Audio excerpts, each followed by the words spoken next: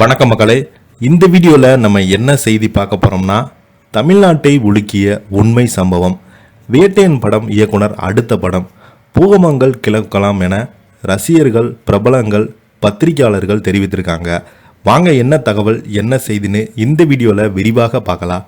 அதுக்கு முன்னாடி முதன்முறையாக நம்ம சேனலை பார்க்குறீங்கன்னா சப்ஸ்கிரைப் பண்ணாதவங்களாம் சப்ஸ்கிரைப் பண்ணிக்கோங்க. பெல் பட்டன் சிம்பல் அமைக்கி நம்ம சேனலோட நோட்டிஃபிகேஷனை எனபிள் பண்ணிக்கோங்க. நாங்கள் போடுற வீடியோ எல்லாமே உங்களுக்கு உடனுக்குடனே வந்து சேருவோம். ஜெய் பீம் படத்தின் மூலமாக இயக்குனராக அறிமுகமான தாசே ஞானவேல் அந்த படத்திலேயே தனக்கான சிறந்த பெயரை பெற்றுக்கொண்டார். அடுத்ததாக இப்போது ரஜினிகாந்தை வைத்து வேட்டையன் படத்தை இயக்கி வருகிறார். அக்டோபர் 10ஆம் தேதி படம் வெளியாக இருக்கும் நிலையில் படத்தின் ஃபர்ஸ்ட் சிங்கிள் சில நாட்களுக்கு முன்பு வெளியானது. இந்த சூழலில் தாசே ஞானவேலின் அடுத்த படம் குறித்து தகவல் வெளியாகி ரசிகர்களை அதிர்ச்சியில் ஆழ்த்தியது. இந்த நிலையில் தான் சூர்யா நடிப்பில் கடந்த 2001ஆம் ஆண்டு வெளியான படம் தான் ஜெய் பீம். இந்த படத்தை தயாரித்த பத்திரிகையாளர் தாசே ஞானவேல் இயக்கியிருந்தார். இருளரின மக்களை பற்றி அதுவரை தமிழ் சினிமாவில் பெரியதாக பேசப்படாத சூழலில் அந்த படத்தில் கச்சிதமாக பேசி காவல்துறை மற்றும் அதிகார வர்க்கத்திற்கு முகமூடியாக கிழித்தெறிந்தார் இயக்குனர். படம் நேரடியாக ஓடிடியில் வெளியாகி பெரும் வரவேற்பை பெற்றது. சூர்யாவின் நடிப்பும் ஞானவேலுடைய இயக்கமும் பெரிதாக கொண்டாடப்பட்டு வந்தது. தன் இயக்கிய ஒரே படத்தில் தன்னை ஒரு முக்கியமான இயக்குனராக ஹாலிவுட்டில் நிறுத்தி கொண்டார். ஞானவேல் ஜெய் பீமை முடித்துவிட்டு அடுத்து என்ன படம் இயக்குவார் என்று ரசிகர்கள் எதிர்பார்த்த சூழலில் பெரும் சர்ப்ரைஸாக அமைந்த அவர் ரஜினியுடன் அமைத்த கூட்டணி தான் லைக்கா தயாரிப்பில் உருவாகியிருக்கும் வேட்டையன் படத்தை இயக்கி முடித்திருக்கிறார் ஞானவேல் அவர்கள். இந்த படமானது உண்மையிலே நடந்த போலி என்கவுண்டரை மையமாக வைத்து உருவாக்கப்பட்டிருந்ததாக சொல்லப்படுகிறது. விறுவிறுப்பாக நடந்த இந்த படத்தின் பணிகள் முடிந்து படம் இப்போது ரிலீஸுக்காக தயாராக இருக்கிறது.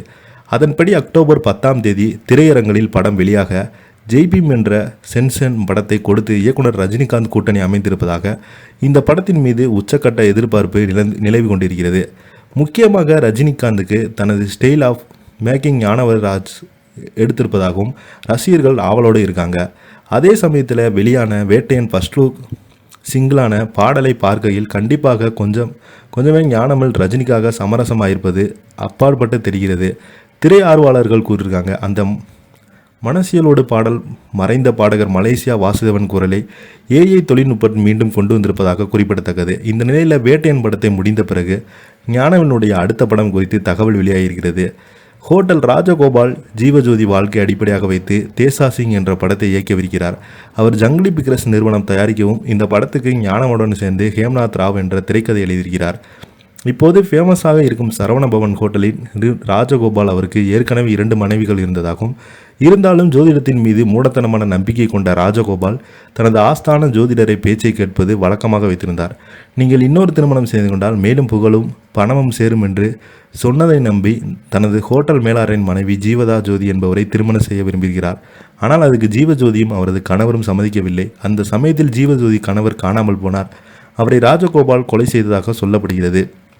பிறகு ராஜகோபாலுக்கு எதிராக பெரும் சட்ட போராட்டம் நடத்தி ஜீவஜோதி வென்றாங்க. இந்த சம்பவம் தமிழ்நாட்டை ஒலிக்குது.